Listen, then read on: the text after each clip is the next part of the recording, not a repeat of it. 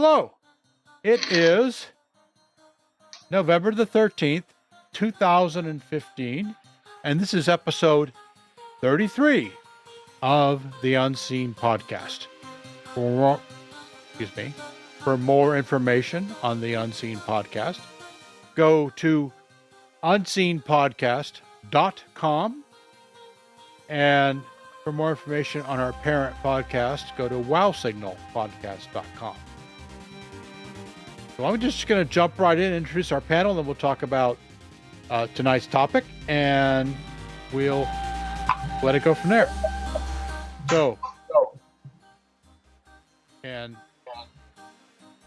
Hello. Is that, I'm sorry, are you, I am Jim Muncy. Hi, how are you?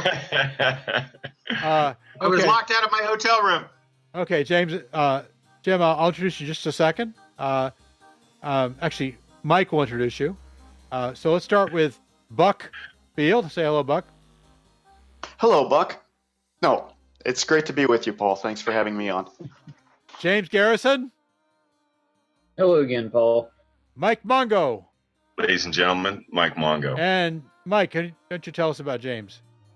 Well, as you know, I told you, when I got the invite, I said, okay, I'll be on the show, but I'm at SEDS, Students for Exploration and Development of Space Vision Conference 2015 in Boston. So I'm going to bring a special guest. So this afternoon, one of the best panels at Space Vision Conference was this sort of off the record space panel, and it had Jim Muncy. Now, Jim is the president and founder of Polyspace. He's I don't know, it's space policy consultancy, and he works a lot with government. He works a lot with private space, commercial space, and developing new space. And he's got a lot of good insight. Not everybody agrees with him all the time. And on that note, Jim Muncy. Hello, Jim. Who dares not to agree with me all the time? No, that's exactly the kind of person they must be shot. He must be taken out and shot. So okay, well, let's not talk about violence right now. Oh, right, yeah, right. Or at least let's drop asteroids on them, okay? Asteroids. Oh, yeah. For everyone. Yeah, everybody gets their own asteroid dropped on their head. No, Jim, please tell us a little bit more about yourself. So I work in space policy. I've worked in space policy since 1981, when I went to work as a glorified intern for a young Georgia congressman named Newt Gingrich. And I've done a lot of crazy things since then. For the last 15 years, I've been working as a consultant to the commercial space industry. So I work for companies like SpaceX and Moon Express and XCOR and this Commercial Spaceflight Federation. Can you explain to me what a glorified intern is versus a regular intern? A glorified intern is an intern who is paid absolutely nothing, but is supposed to be at work every day and runs and fetches things but learns about policy and politics by working around the force of nature known as Newt Gingrich. So that's why I call myself a glorified intern. Okay. Well, let's get started now. Tonight, the topic that we've more or less converged on in the topics thread has been asteroid mining, and I kind of encourage that because I just did a Wow Signal episode with Dr. Martin Elvis on asteroid mining. We talked about some of the science behind it, and his estimate of how many asteroids there are to mine that are easily accessible. And he came up with a number in his paper of about 10, but he does with a lot of caveats. There's a large margin of error there. So it's 10 to the first asteroids that are out there that are and that number is going to go bounce up and down as more information is gathered. I would like to note that I have contacted Dr. Mainzer at JPL, and she's going to we're going to speak sometime in the next week or so, hopefully, and we'll talk about her NeoCam proposal, which will help us narrow down and refine the number, how many good asteroids there are out there, as well as find some hazardous asteroids. So let's get started. Okay, I got to interject right here. Now, you know that this week, I know that people had been talking about this subject, and this week there was some big legal and I don't know how to, Jim, what would you say happened this week in asteroid mining? So what happened this week in resource mining extraction from space was that the Senate passed a bill that provides basic personal property rights for extracted resources from asteroids and celestial bodies. So whether you're going to the moon, Mars, a planet, a moon of a planet, an asteroid, a comet, whatever, if it's out there and you can extract a useful resource from it, that resource you extract from the celestial body is your property. And you can sell it, use it, do whatever you want to with it, give it to someone. And basically the principle that was created by the Apollo astronauts bringing back rocks and the Soviet Lunokhod sample return missions bringing back rocks, and then the exchange of those rocks by the two governments, that created the principle that governments could keep what they extracted from the celestial body of the moon.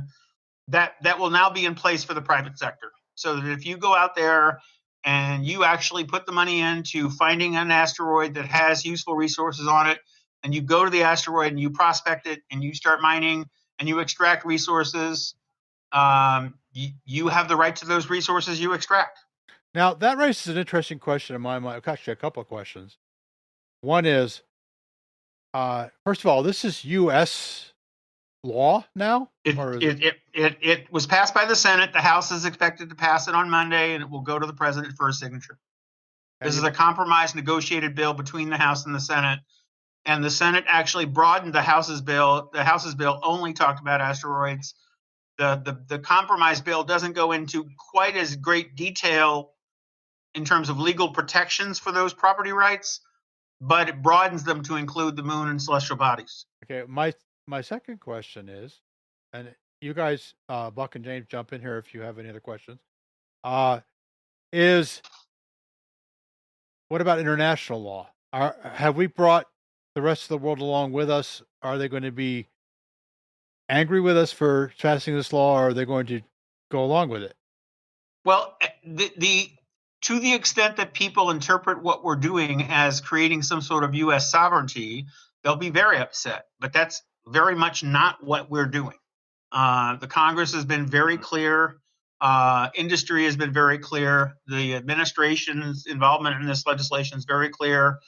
No one is saying that you can go point to an asteroid and say that asteroid is mine and therefore it is under the dominion of the United States. We're not talking about national sovereignty over space resources. We are simply saying that if you invest the money to go actually pursue a resource and extract the resource, that extracted resource is not real property in the sense of land. It's personal property in the sense of something that you carry around in your pocket.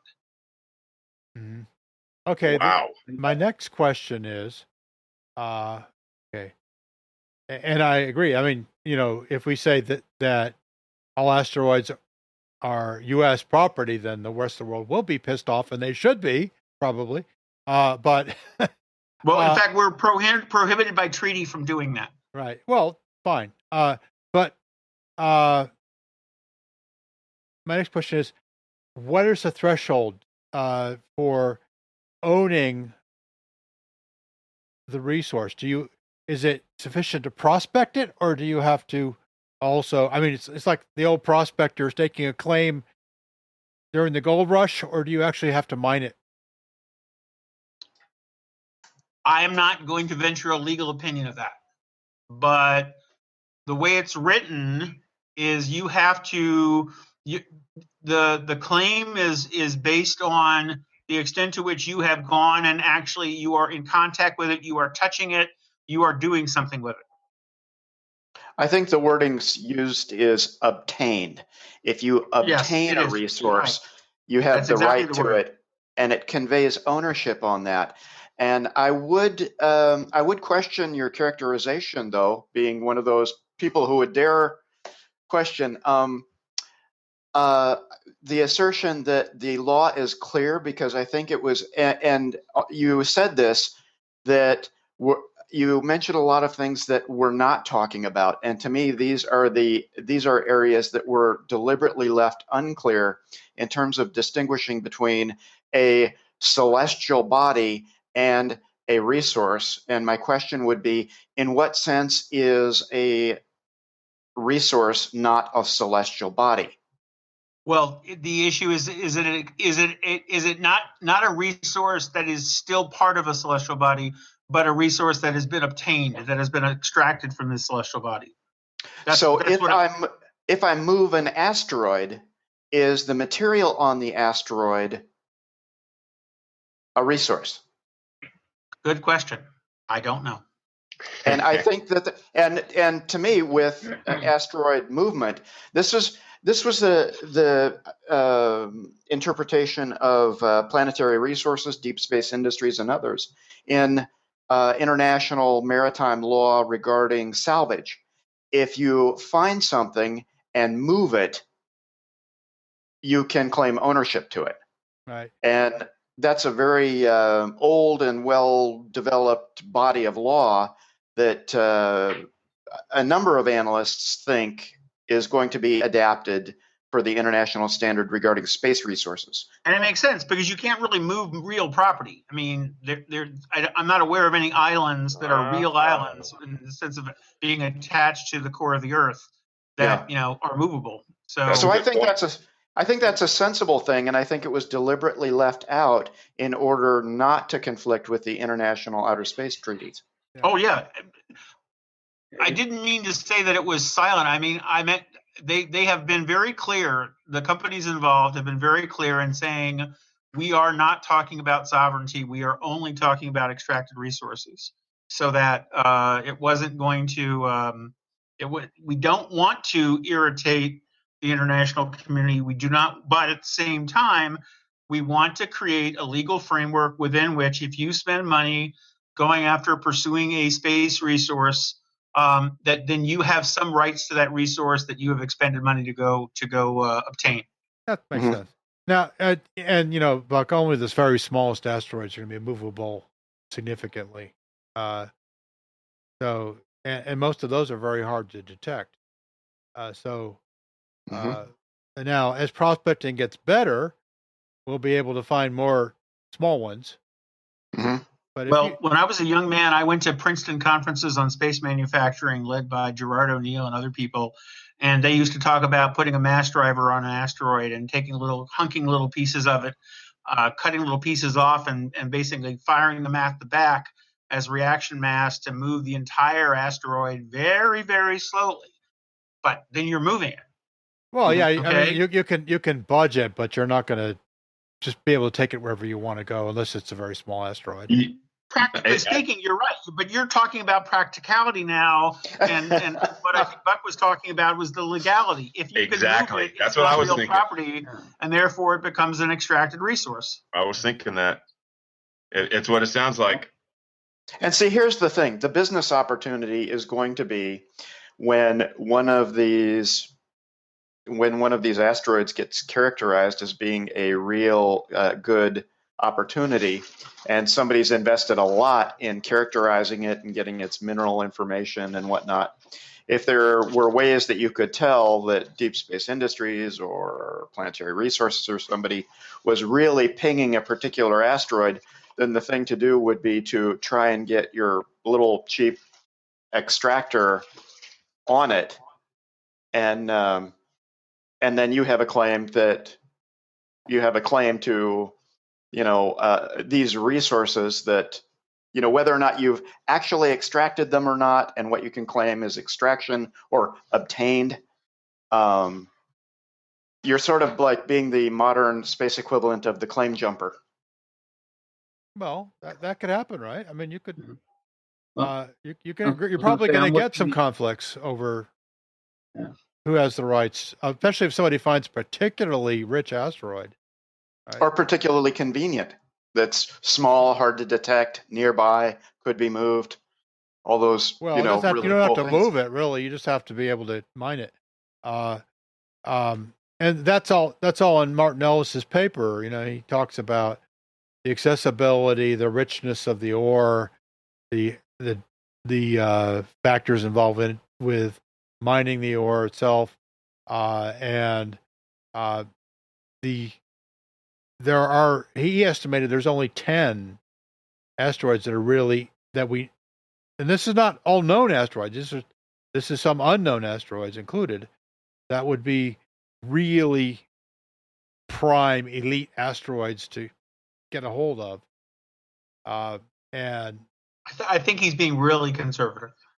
Yeah. well, he I is, agree. yes, but there's, and he admits there's a large margin of error, but that the vast majority of asteroids are piles of quartz. I mean, they're. How large does something have to be to qualify as an asteroid? Oh, I don't think there's really any lower limit. So all that crap that's been like tearing body. punching the hell out of the International Space Station's well, those solar are okay. panels. Well, micrometeorites aren't asteroids, but Okay, so there is a lower limit. yeah, there is, but I don't think there's. That's my point. I mean, you have to. I'm trying to find it right now.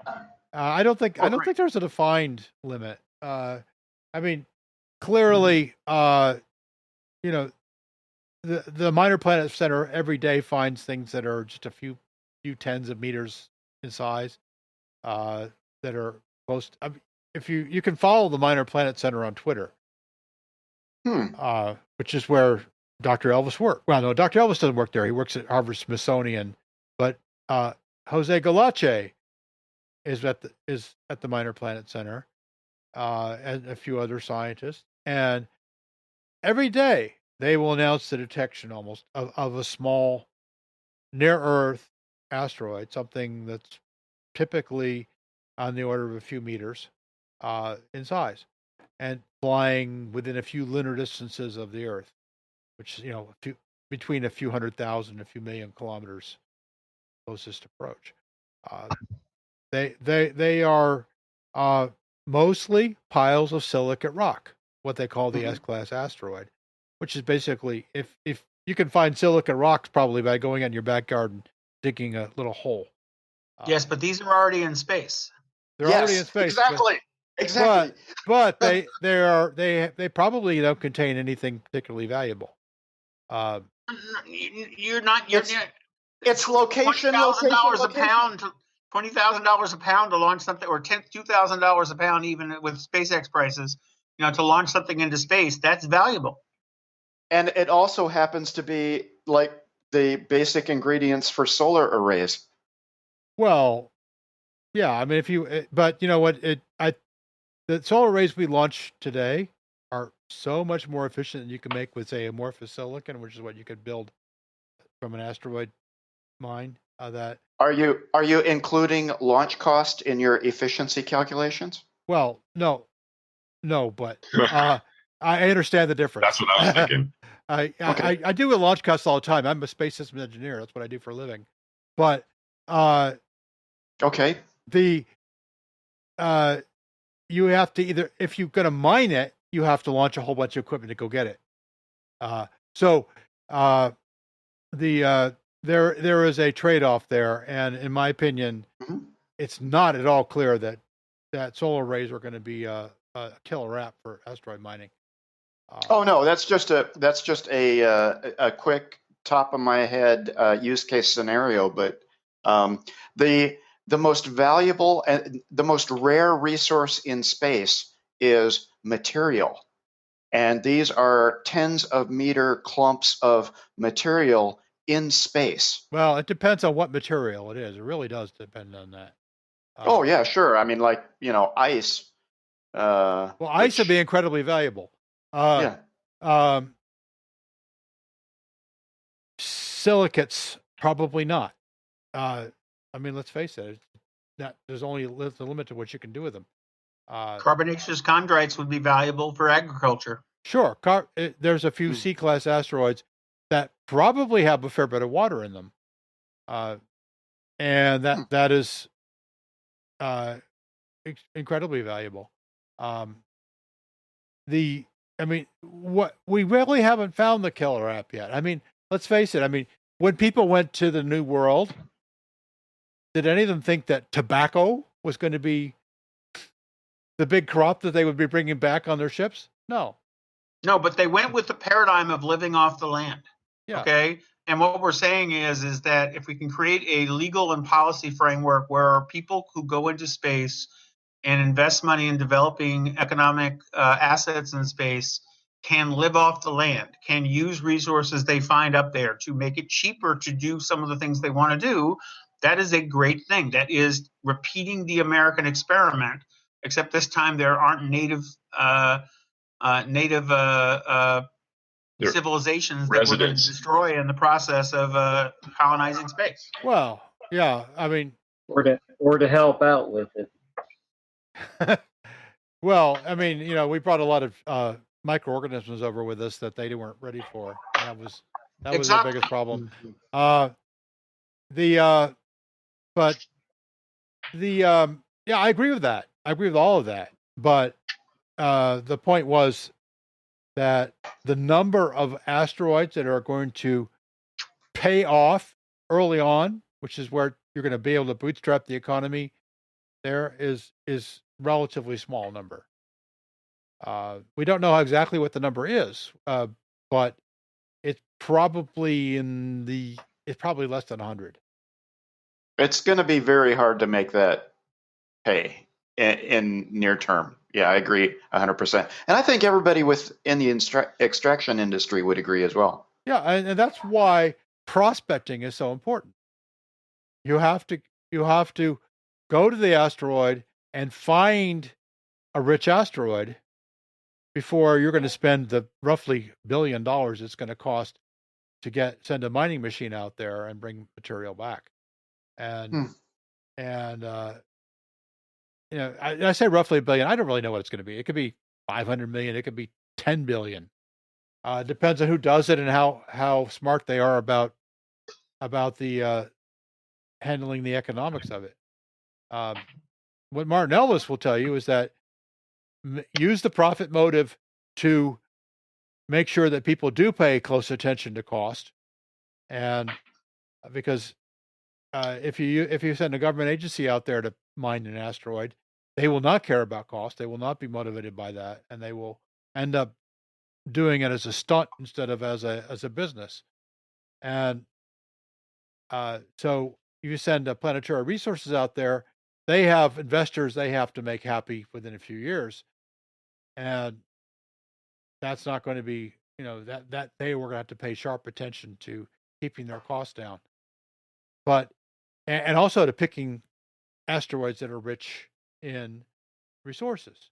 Now, I have to interject here. I just want to. Chris Lewicki is here, or he was here today from Planetary Resources, and he had a fantastic slide about commercial asteroid mission driving transformative tech, and that's 4 key technologies that massively reduce costs. And these are technologies that drive large near-term revenues, independent of the asteroid prospecting and mining. And that's the compact, low-cost sensor systems, the autonomous software and embedded systems, 3D printed structures and propulsion, and then laser communication. So the interesting thing about pursuing asteroid mining is that there's the collateral industries that are developed to enable asteroid mining. Yeah. Well, I'm a little skeptical of some of those things, but I mean, in terms of they're not that expensive now to do, and the 3D printing, of course, is vitally important, but it's not going to solve every problem. And well, right here, I mean, one of the things it says it reduces assembly, test, and verification time by turning 15,000 part into 15-part systems. Well, yeah, sure. I mean that's true, but it's really not true. I mean, there's some of those parts you can't 3D print. And well, I've got a quick question about 3D printing though. Have they successfully tested it in mass or in large scale in a low or zero G condition. No.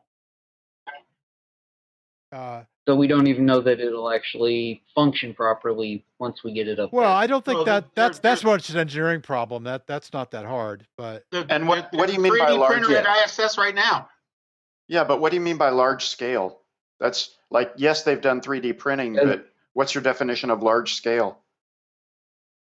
Well, going back to like the Mars One candidates, or if we're building structures to operate mining operations on asteroids, you're going to be putting out pieces that are a couple of feet wide or a couple of feet, a couple inches thick at a time. Well, I'm pretty sure they're not printing buildings. no, they're not. And I've seen them. They've got a 3D printer that can print like modular panels for housing. Yeah, well, yeah. Here on Earth. Yeah, but those are those are structural elements. They're not nothing subtle. Yeah. Yeah, but I mean that's part of the whole thing. I mean the 3D printing of these structural elements are really what's going to help drive asteroid mining as an industry. It's kit and caboodle. You don't actually I don't think that you have one without the other.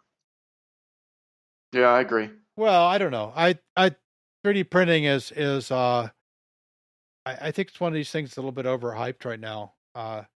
It has a lot of promise, but it's also not. There's a lot of parts that cannot be 3D printed.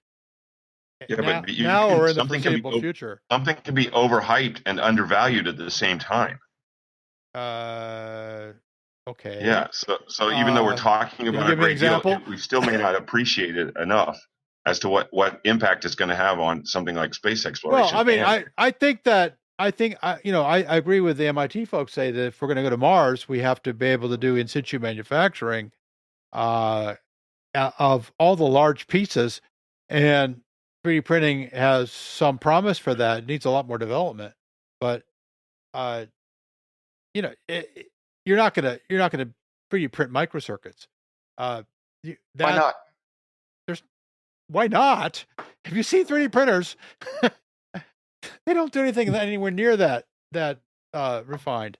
Yeah, but just because they're not doing that now, and this technology is less than 10 years old? Well, essentially, microelectronics is 3D printed, but that's what I'm thinking. But have you been to a microelectronics facility? I mean, this is not something you're going to easily duplicate on Mars or anywhere else. These are. Well, you're not going to duplicate the process. I agree with that, but I don't think we're interested in the process. I think we're interested in developing constructing microchips. Well, right, and I think that's very difficult to do at a modest cost. Okay, that's very different than that's a very different statement, and I would agree with that. It's a very different statement than cannot be done. Well, cannot be done is not interesting. Yeah. It's can it be done is it affordably? Can it be done affordably? Not now.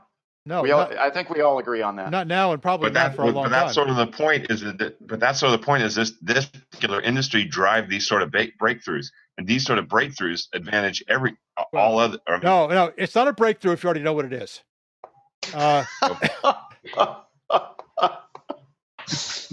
Right? I mean, when they went to the New World, they didn't know they were going to come back with tobacco, right? They didn't know that, and they thought they didn't know they were in the New World. They thought they were going to come back with spices and gold, and there was a little gold, and almost no spices, and a whole lot of leaf.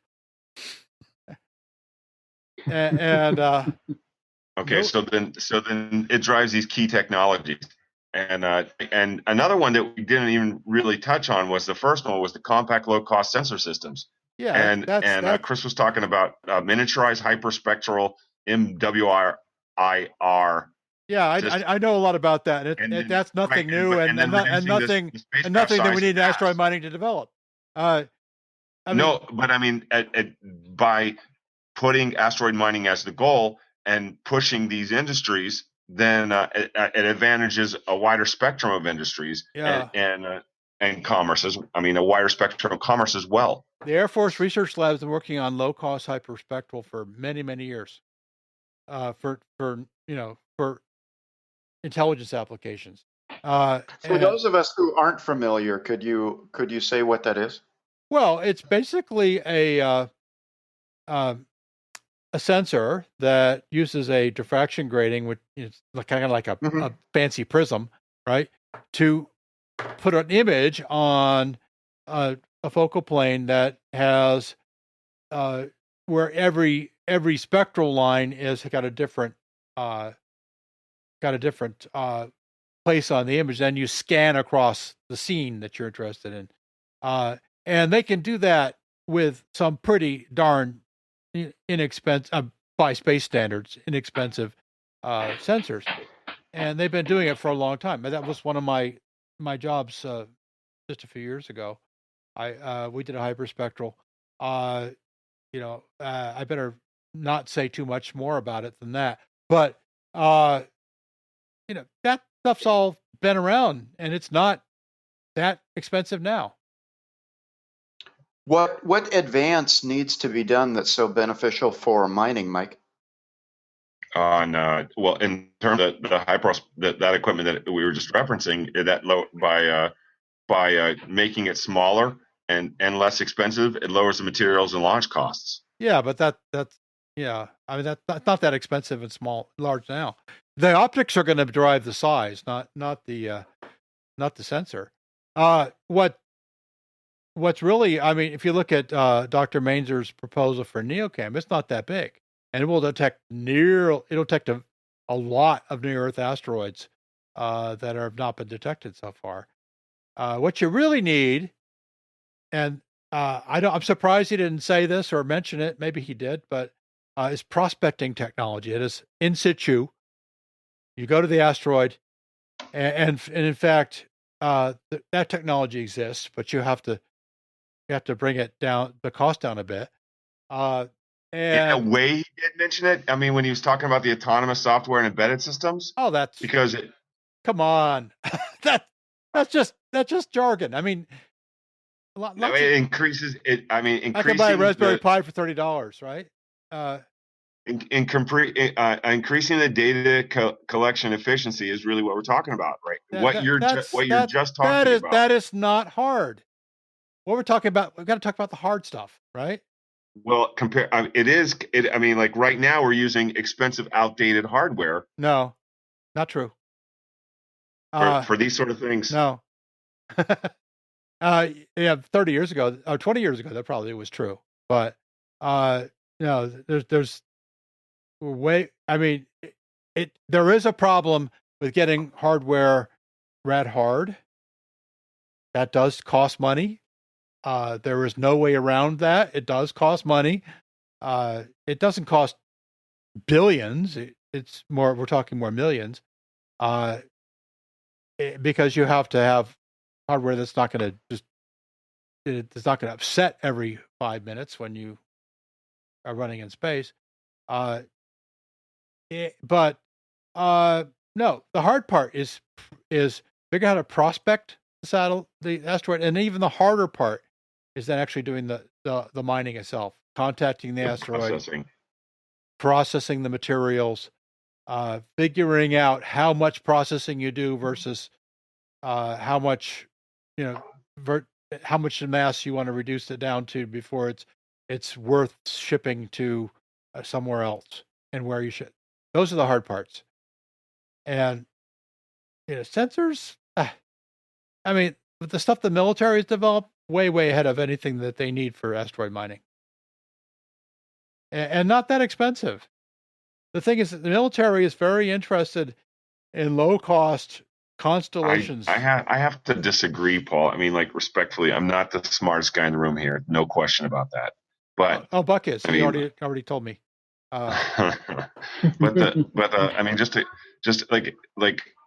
Just a couple weeks ago, we had an asteroid appear out of nowhere.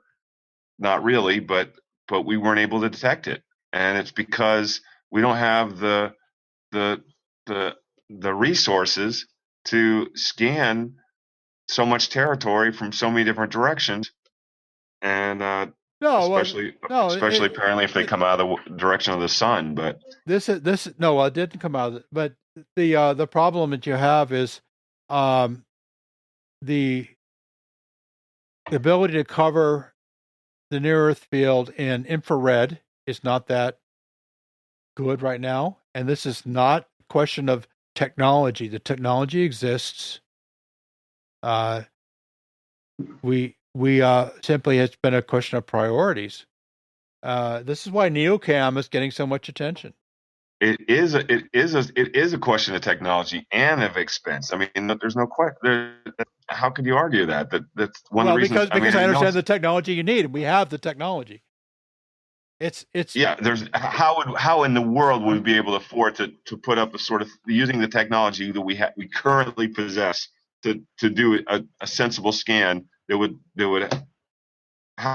actually add value. Well, that I just told you what the solution is, and I think it's pretty clear. It's Hey, Can Paul, you run that past me again? well, what the NeoCam is proposing is putting an infrared camera, which is not beyond the state of the art at all, at Earth's on L1, and their study shows that they will detect as many of the smaller asteroids as anything, any Venus type of orbit. Now, the B612 Foundation has proposed a slightly different detector. All of this is well within our current technology. How could that be at 360 degrees and with a No, you don't need orbit around the sun? You don't need. Am I missing something here? Yes, you are. You don't need 360 degree coverage. Okay, not 360 degrees. Okay, right. Yeah. So sorry, is that Buck? hey, Paul, Yes. it's James. Yeah. I was going to say we have a question real quick that Jim could probably answer right quick. Okay, go ahead. From, I believe it's Jeff Borst. Oh yeah, Jeff Borst. Yeah, I'm trying to pull up the question directly. Yeah, but he was wanting. He had a few comments he made too, but one of the questions was: Is there any verbiage that would that discusses environmental? I'm trying to pull it up. Do you know if it includes any verbiage about not contaminating the pristine environments when it comes to asteroid mining? You mean in the law? Oh, okay. Yeah. Well, that's a good question for Jim. There's nothing in the law that in the legislation that's going to be voted on in the House on Monday, to my knowledge. There are some general principles in the Outer Space Treaty, but nothing really specific, to my knowledge. Right. Well, I mean, no, I'd agree with that. I was reading the bill yesterday, and there's nothing like that. As far as protections that are granted, it's pretty much oriented toward protecting companies primarily around liability with launch and recovery when people or infrastructure or the environment of Earth could be damaged. Right. Most of the legislation is actually about other things, but Title IV is about the space resource extraction rights. Okay. Yeah, I think that. I mean, asteroids are like lab rats. Nobody cares what happens to them, right? Yeah, but when you break one apart while you're mining it, and you have that much more debris that's floating around in a low Earth orbit or a near Earth orbit. Well, it's not in the low Earth orbit at all. It's yeah, it'll stay pretty much in the same orbit that you had initially. Yeah. Now, if it's a hazardous asteroid, then there needs to be a lot of attention paid to what's going to happen. And there is a list of 1,600 potentially hazardous asteroids, and I think that the miners would be well advised to stay away from those until there's more information. Most of them are, like I said, just hunks of silicate rock and not interesting anyway. Hey, gentlemen, I would like to jump in right here and give our guest a slip because he's been working all day long. And Jim I just wanted to thank Jim. If you just need to drop out, I know you've been going at it full tilt all day. I will. Thank you. I really appreciate you guys letting an arts and crafts major talk with you about asteroids. Actually, a long time ago, I was a math and computer science major, but I'm pretty much useless now. So, oh well, I just work with words. Useless is something we all aspire to. By the way, Jim, one of the guys talking was Buck Field, and he's a great thinker, and he's up on policy as well. He's a project manager. It turned out he didn't disagree with me as much as he thought he did, so it was good. There you go. I enjoyed it. When you guys keep going, I'm going to ring off. Okay, Take care. Thank you. Thanks for being with us at Wow Signal Podcast. This is the Unseen Podcast, by the way. What? This is Unseen Podcast? I'm on the wrong show. Yeah. I called in. You know what I really? Yeah, You know what I really like? We hate the people's front of the Wow Signal. The one time Buck ever gets a compliment on the show, and he walks away from the computer before anybody says it. He wasn't there. Nope. Oh my God. Wow, that's awesome. It was the only compliment he's ever going to get from here, and he walks off. Wow. Modesty is my superpower. Oh. Of all the undeserved gifts that I've been bestowed with, I think really modesty is probably my best.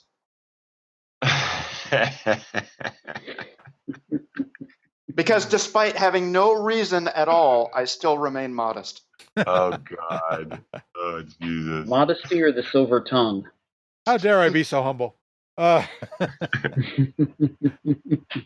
Okay. Well, where were we? Okay.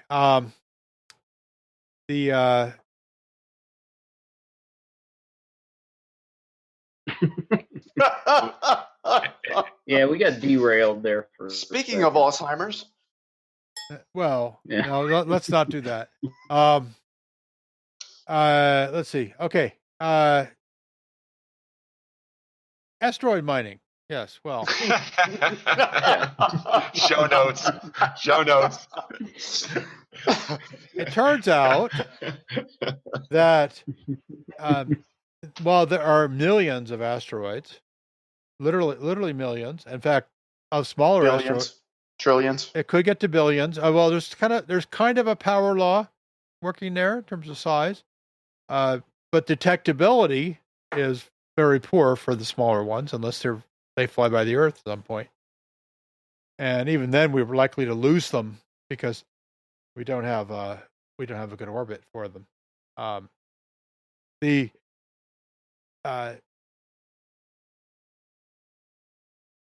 So that you have of these millions, there's only a few that are really that meet all the criteria that we would like to have.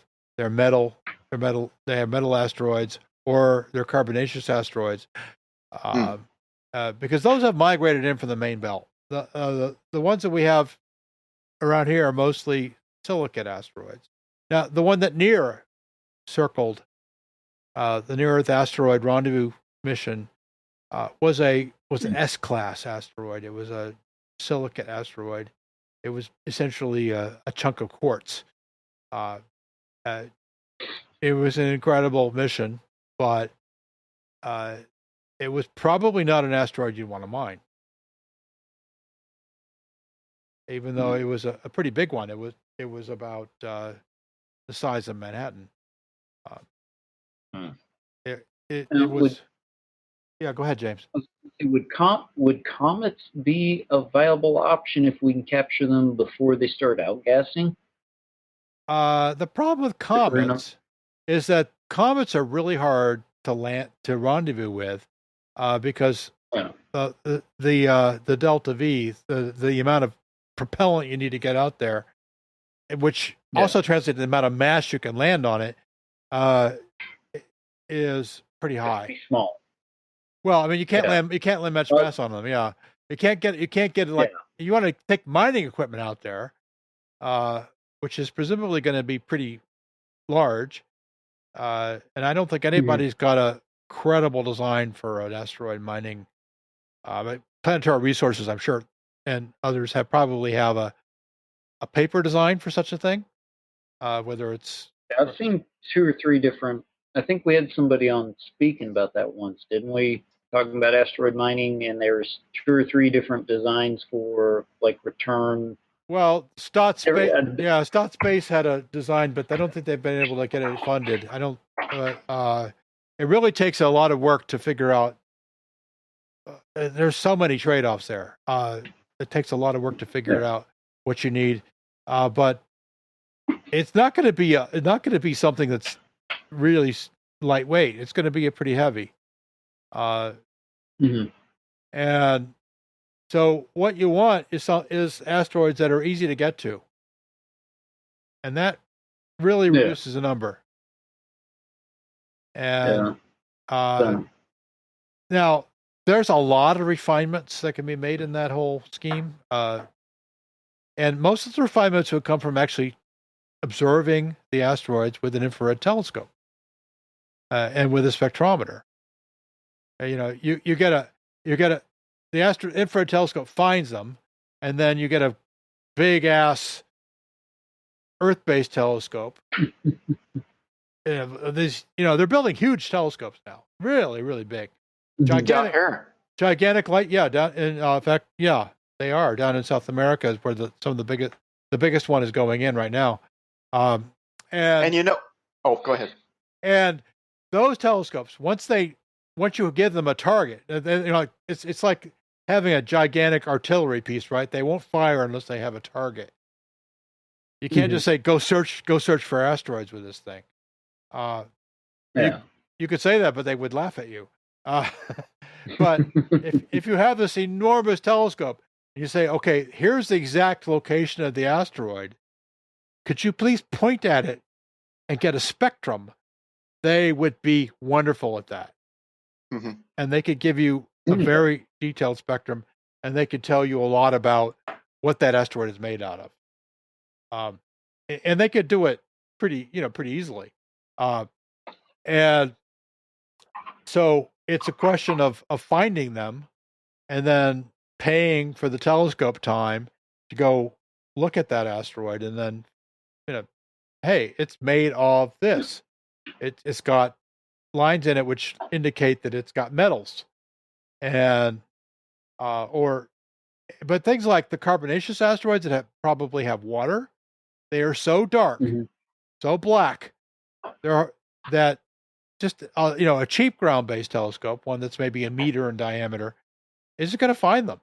You need an infrared telescope to find them, and because they're bright in infrared, but they're very dim and visible. Well, they're basically black.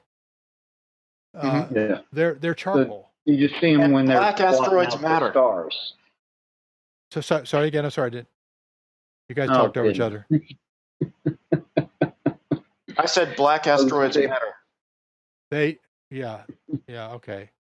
Yeah, but I was saying you might be able to observe them if they blot out the stars behind them, though. Well, that's extremely iffy. Ooh.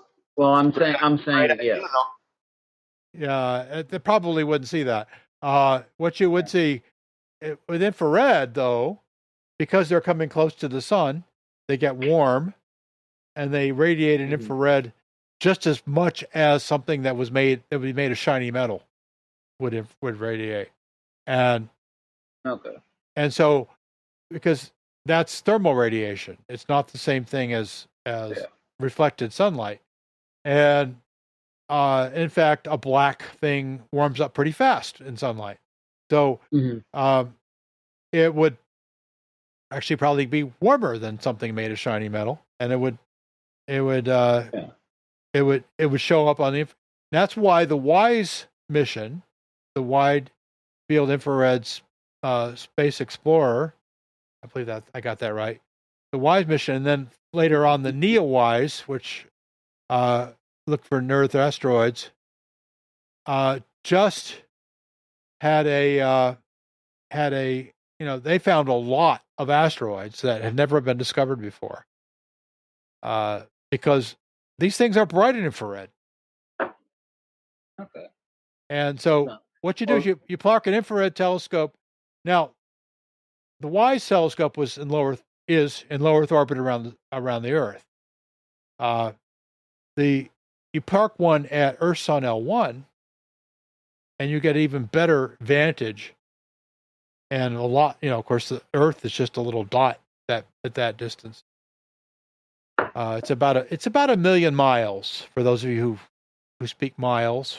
About 1.5 million, about 1.5 million kilometers closer to the sun than the Earth is, and it sort of tracks the Earth as it goes around the sun. That point is a very good point to spot asteroids from. Other people have thought about maybe more like a Venus orbit, or a Venus Sun L2 or something like that. Would be even better. But it turns out that getting in closer to the sun doesn't buy you that much more detection in terms of these near-Earth asteroids that we're interested in. So, and I'll have a link in the show notes to a paper by the JPL group that studied that. And there's so that's really what we want to do is find them. Then you got to go prospect them. Right. Yeah. And after we prospect them, what do we do? Well, we have to go. It turns out you have to send out something like 20 probes to get somewhere between 7 and 20. Now the numbers, not known very well right now. Probes to get one asteroid that's really rich in ore and worth mining. What would you say of the characterizations they did of what was it, Vesta, Sirius and Vesta, or? Yeah, well that's really exciting. Those are main belt asteroids. They're very large asteroids. The two largest, actually. But I mean, in terms of their composition relative to the desirability, if they were in, if there were asteroids of similar composition near Earth, would they be worth visiting? Well, Ceres has apparently, and this is still something that's being studied, a lot of water. Mm-hmm. Water is great. Water is probably the single most valuable off-world resource. So if you had Ceres near Earth, well, that'd probably be bad for Earth because it would have hit us by now. But it's out. If you had that much water, it would be awesome. Now, if we're going to go on very deep space missions with a very large spacecraft, stopping off at Ceres to fill up on fuel might be the ideal thing to do. Because I've seen some estimates as high as 25% water.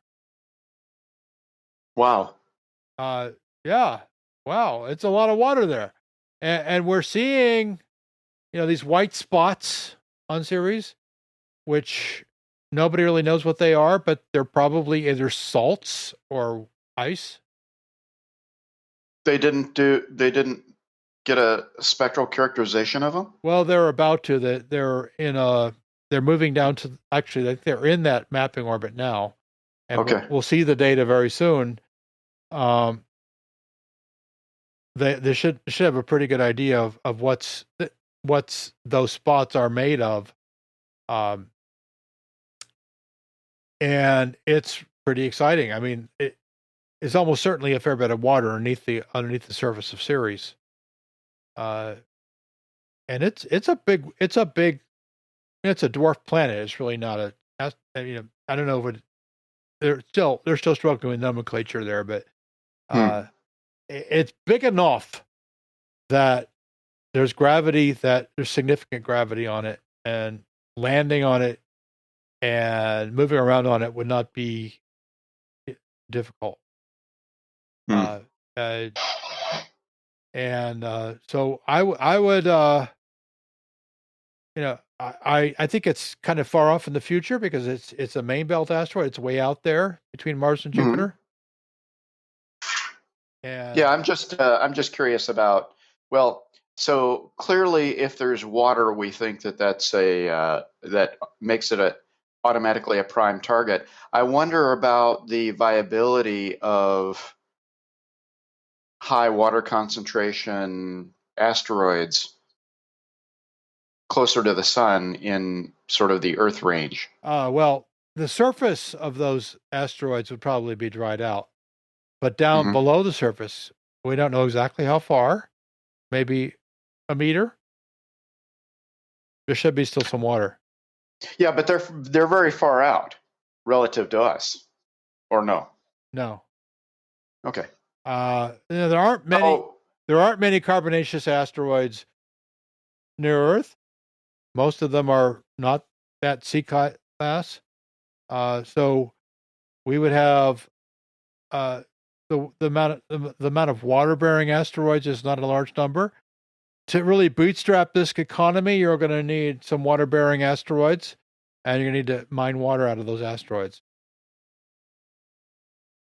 And that's something that we have to, because as everybody probably knows, water is made of hydrogen and oxygen. Hydrogen and oxygen are great things if you want to have a rocket engine. There's all kinds of things you can do, but essentially you need the hydrogen and oxygen. And when you combine hydrogen and oxygen, you can get an explosion. And if you know what you're doing, that explosion pushes you what direction you want to go. So that's the space shuttle main engine was a hydrogen oxygen engine.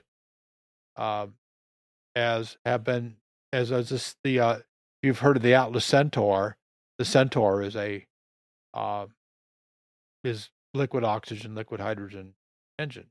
Centaur is actually a marvelous piece of technology. But now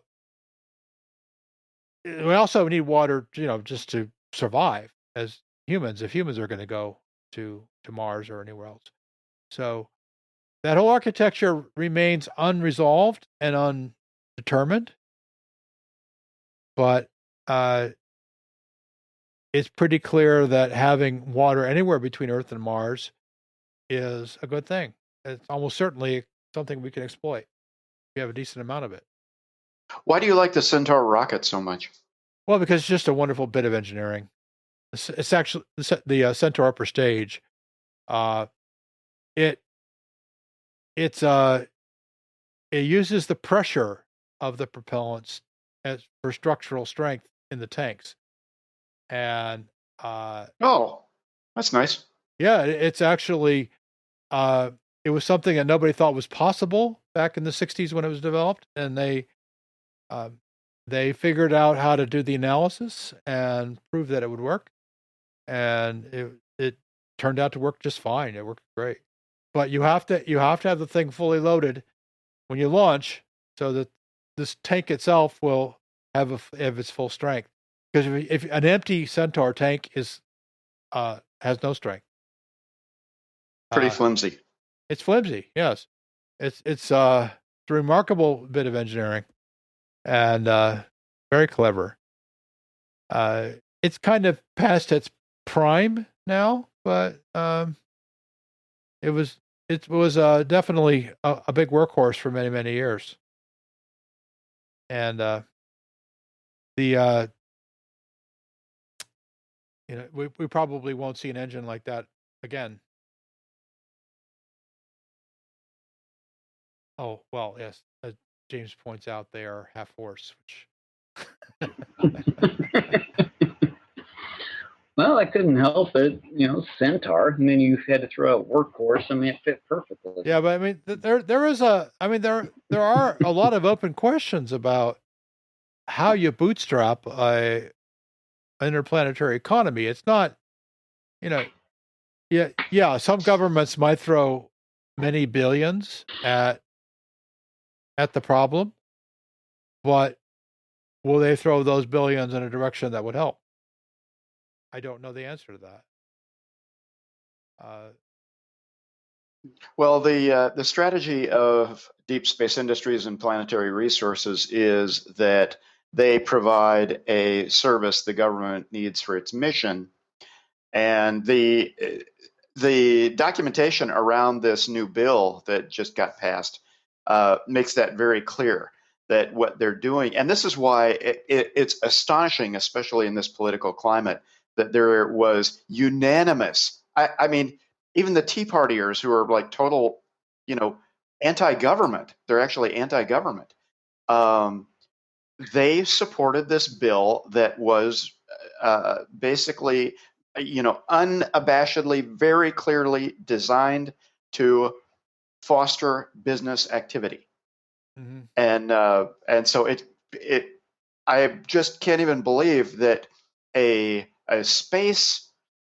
pro space exploration bill, something I'm passionate about, got unanimous support in this political climate, where there are people who are happy to see the government burn.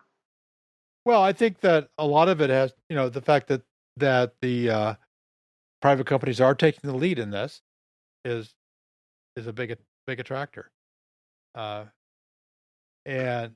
I think that, I think NASA is quite happy to let the private companies take the lead in doing the mining and the exploitation. They're more interested in the science and basically understanding what's out there, and developing some technology. But yeah, I agree. They're not. I agree. And NASA is not that big on becoming an industrial force at all. Although they have some in-house capability, it's not meant to replace what you can do in the private sector. That's not really the reason people join NASA. No, I mean, for them, it's all about sort of understanding the problem and working the cutting edge technical issues. Mm-hmm. Not actually going out and being miners. I think they're quite happy to leave that to the private sector.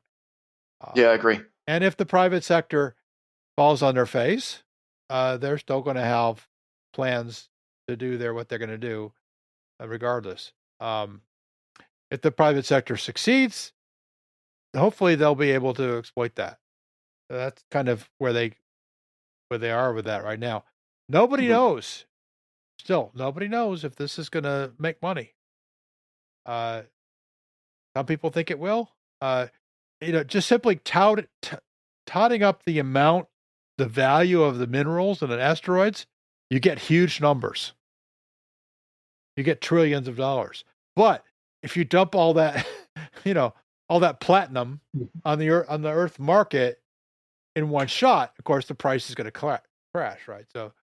Yeah. Now, nobody so far as I've been able to find, and this is a preconception that I had when I was very skeptical of asteroid mining as a business, and I was, in fact, Mike took a picture of me talking to Chris Lewicki, and I said, "Look, here's this problem," and it was the one that you just voiced.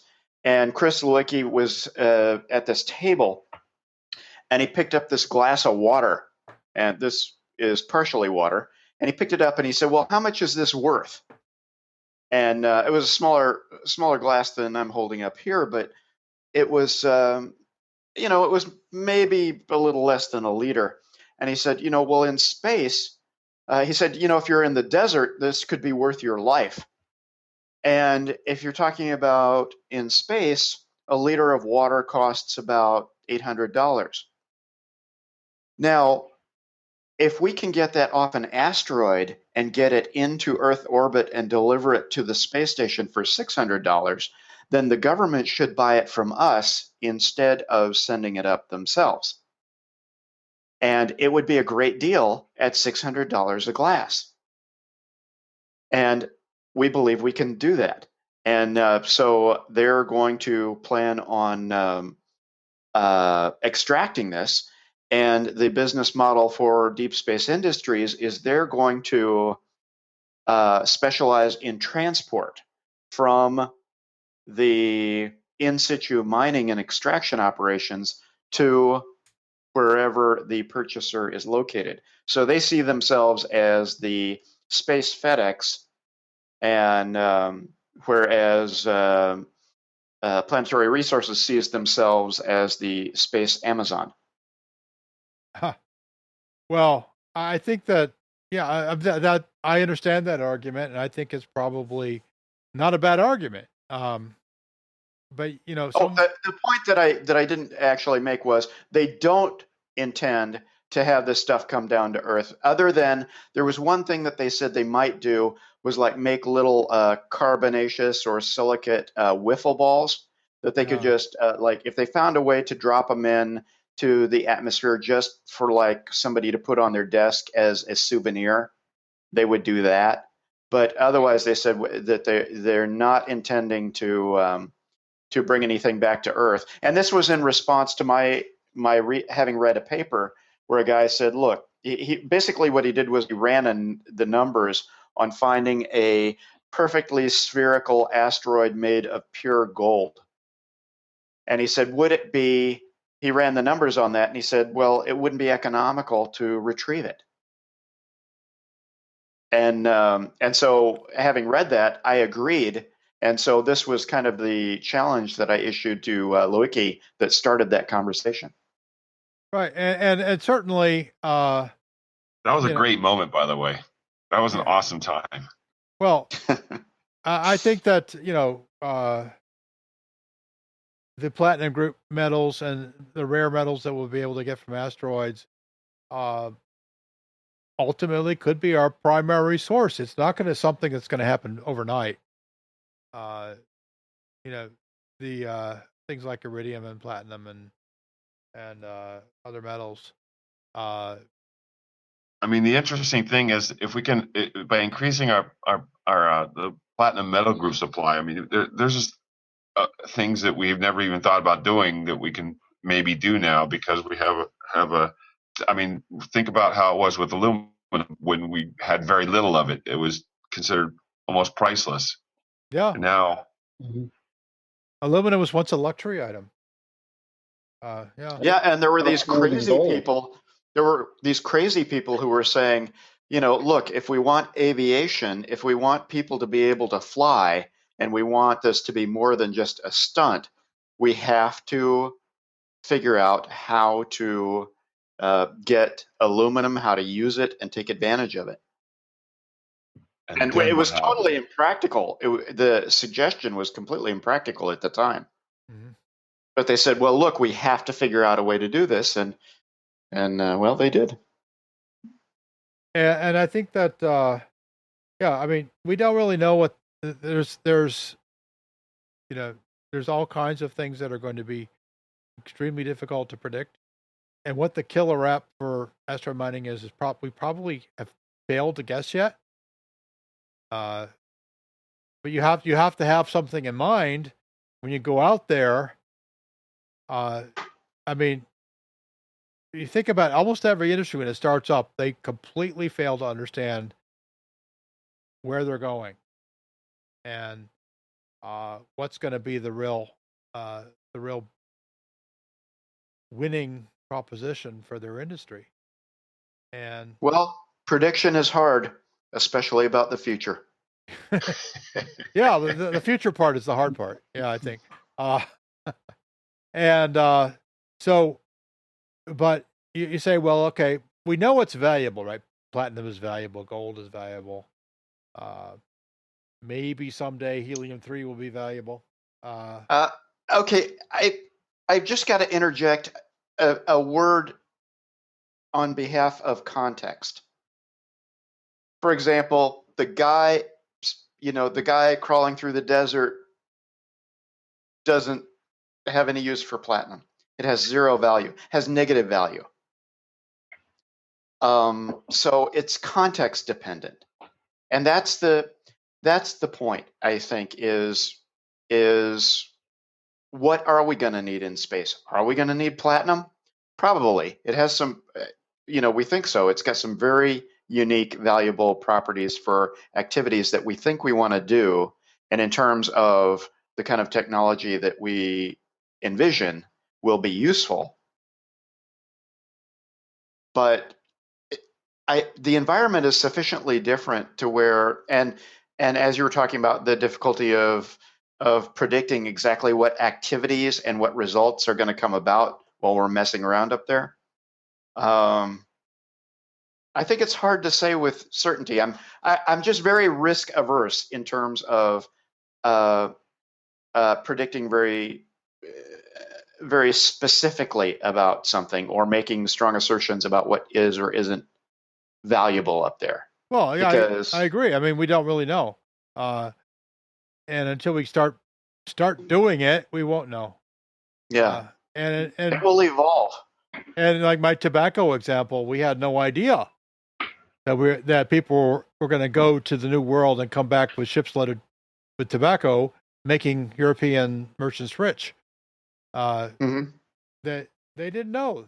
They had no idea. It would have been really hard to predict. Oh, yeah, impossible. Almost. I don't want to say I don't like that, but I'm willing to go as far as like I don't know how they could have done it. Well, I mean, but you look at it, and this Glasgow, the city of Glasgow, Scotland, became very wealthy as a result of the tobacco trade. Didn't know that. And that was a driving factor in the Scottish Enlightenment of the 18th century.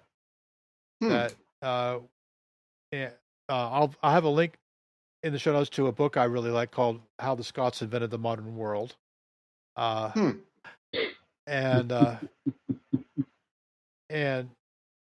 people like Adam Smith and McAdam, who've invented roads, modern roads, and James Watt and many others. The Scots abolished slavery in 1757, about 100 years before the United States did. It was an enlightened time, and because they had, and a lot of it was enabled by this wealth that they had from the New World. And my friend, speaking of time, I am also at the conference. I am depleted. I have been trying to keep up with the conversation, but I am fading fast. Well, we're an hour and 13 minutes in. Why don't we get one last recommendation from you, Mike? Then you can sign off. A recommendation? Yeah, anything you want to recommend, a book, a movie, a CD. Mike looks like he's listening very intently.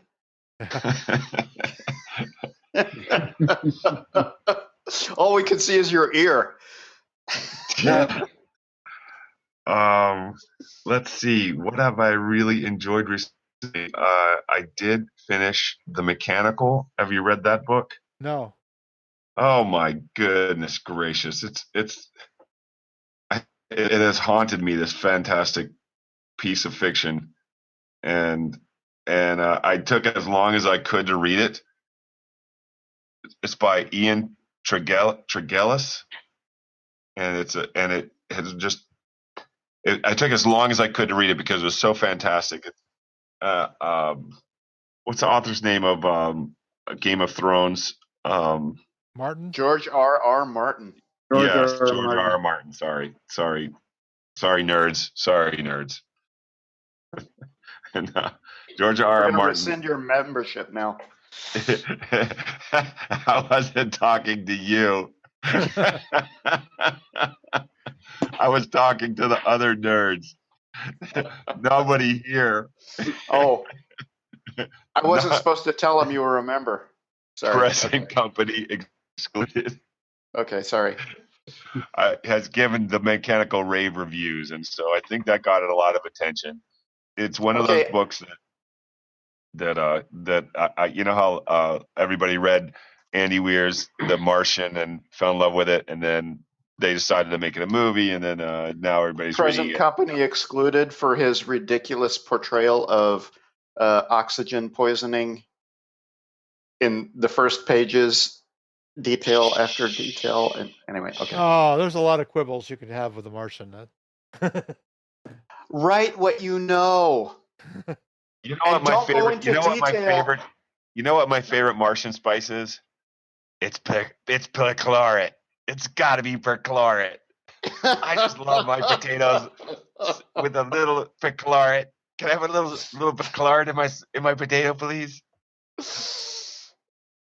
Okay.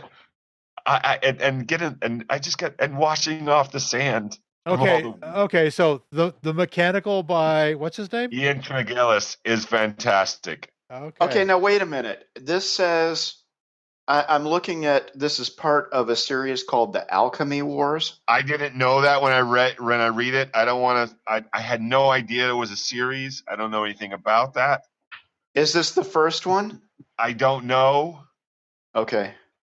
I was like, I'm reading it and I'm like, wait a minute. It seems like my book is running out.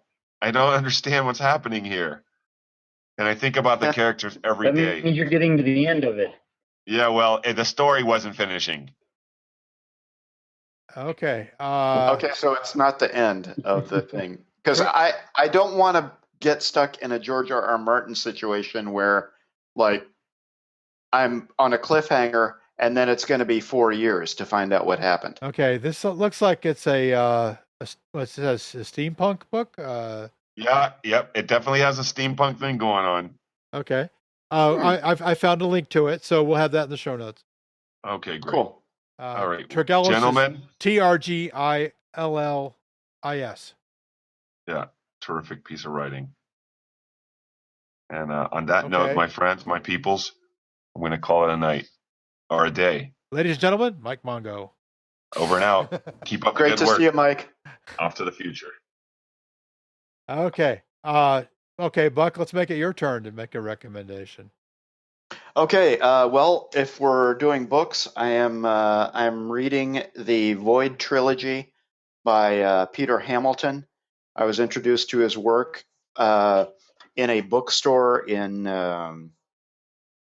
I think it was in Dallas. Walked into a brick and mortar bookstore when they used to have those, and asked for some hard sci-fi. And the real human that I was talking to said that he really liked this thing called Pandora's Star by Peter Hamilton. I read it. It was wonderful. Then it was followed by a sequel called Judas Unchained, which had sections that actually had me gasping out loud when I read certain aspects of it. Very good technical descriptions of accurate speeds of spaceships measured in like thousands of G-forces in terms of their of how they were going, since that's a kind of a sensible way to describe it. And this was I followed this by reading the Void Trilogy, very highly rated. I'm reading it in ebook, and very good space sci-fi. I would almost say space opera. Similar, with much less of a pro-military view than like the Honor Harrington series of David Weber, which I also read. But once the heroine became very religious and got Christianity, I decided that I'd read enough. Mechanical, okay. The Mechanical. It looks like it's the first. By, okay, I got it. By, all right. And his name The Mechanical is by Tregellis, the author of the Void series, which is now the Void series is now about 5 or 6 books, I think. Peter F. Hamilton. Peter F. Hamilton. Yeah. Okay. Yeah. amazingly good stuff. Really enjoying it, and I'm just about to finish the second book in the actual Void trilogy set in that universe. Pandora's Star and Judas Unchained were two books that were really fantastic as well. Okay. James, your turn. Unfortunately, right now I don't have a lot of time to read a lot of books, so I primarily get by listening to music and podcasts.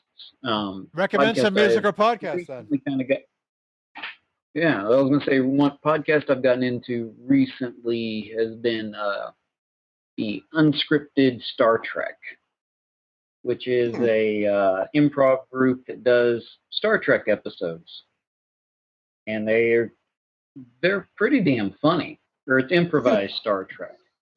And I misspoke. There's a couple of them, but it's Improvised Star Trek. And it's just, honestly, some of the episodes are just dick joke after dick joke, but then others are long drawn out things. And it's funny as hell. It really is. Okay, so the Unscripted Star Trek. Improvised. The improvised. I'll send you a link. Star Trek. Okay, I got it. I think. Their ship's name is the Sisyphus.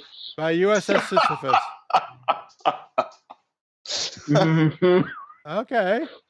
On an infinite voyage, thankless. I'm gonna recommend. Well, especially considering that the ship was decommissioned like 5 years ago. I'm going to recommend a book that I'm currently reading because I think it's kind of fun to talk about books that you're not quite done with yet. And it's called Intuition Pumps and Other Tools for Thinking. It's by Dan Yulsey Dennett. Probably a lot of you know Dennett from some of his other books, including. Oh, I thought it was Dennett. Quibbles aside, it's called Intuition Pumps and Other Tools for Thinking by Daniel Dennett or Dennett, and it draws a lot from his previous work, like Darwin's Dangerous Idea, but it has.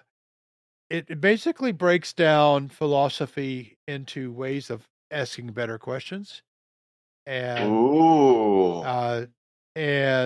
it's very accessible. It's written it's not written at a simple level, but it's certainly not written for other. It's not written philosopher to philosopher, but rather philosopher to anyone, and he explains in the early chapters that why he actually prefers that, and he goes into a lot of different tools, a lot of different ways of thinking, and getting your intuition going and getting your thinking going on any subject you want to. Although he focuses primarily on things like consciousness, free will, and so on, because those are areas that he's focused on in his career as a philosopher. But these tools are useful for anything. So I definitely recommend this kind of book. And you don't have to read the whole book. You can read a few chapters. You can pick up a tool and use it and see how it works for you. Maybe it doesn't, and then come back. So that's Intuition Pumps and Other Tools for Thinking by Daniel Dennett. Again, for all these recommendations, we'll have links in the show notes. So, Mike Mongo has already left us. I'd like to thank Jim Muncy for joining us briefly. And goodbye to Buckfield. Farewell, but not goodbye. And I will thank you for that book recommendation, because epistemology is one of my favorite subjects. So thanks so much. I'm going to check that book out.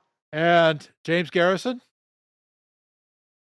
Yeah, it was good talking to you again, Paul. And you too, Buck. Yeah. You too, Jim. Now, next week, we'll be back at roughly the same time, but Then there's going to be a break of 1 week. We will not have a show the following Friday, which will be, I believe, the 27th of November. There will be no show recorded that date. The following, we'll be back, but we'll be back a couple of days late because we're going to record on Sunday, which is unusual for us. We should record on Friday because we want to give some of our panelists in Europe and Asia a chance to participate, if possible. We'll see how that works out.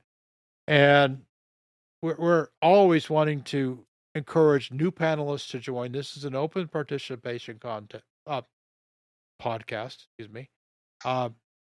So if you want to be on the podcast, just go to unseenpodcast.com. There's information there. Look up the FAQ, how you can join in on the panel pool. The panel pool is a group of people who get an invitation every week to come and join the panel. Most times the panel is assembled around Friday night on the East Coast, which is about, right now it's about 3 GMT Saturday morning, actually. But so it's a little bit tough for Europeans, but for people in the US, it's not a bad time. And if you are interested in anything having to do with the podcast, you want to comment, you want to have a question, you think we got a fact wrong, which you're probably right, we probably did. You think we got, you'd like to suggest a guest or a topic for upcoming shows, by all means, go to unseenpodcast.com, and there you will find a link to our Google Plus listeners community, which is new. We just established that a short time ago, and also to our subreddit. Those are all read by the team, and any comment you make will be noted. So, or you can comment directly on the blog post for this episode. This will be episode 33, and it'll be coming out probably on November 14th. So please join in there. You can there's also a link there to a list of all our episodes, and you can listen to back episodes. You can subscribe. Please subscribe if you want to. There's probably any podcatcher that you have, whatever it is, will be able to find our podcast out there and subscribe to it, so you never miss an episode. And we would encourage you also, if you have any opinion about this podcast, whatever, good, bad, indifferent, go to iTunes or whatever your favorite aggregation service is and leave us a review. It will only take you a few minutes, and we really appreciate the feedback. Even if you don't want to be on the panel, we appreciate any kind of information from our listeners. We want to know you're out there. We want to know you're listening. We want to know you're thinking about what we say, even if you disagree. This has been episode 33 of the Unseen Podcast. The panel has been Mike Mongo, Buck Field, and James Garrison. Special appearance by Jim Muncy. Music was by DJ Spooky. And we thank you for listening and joining us tonight. And good night.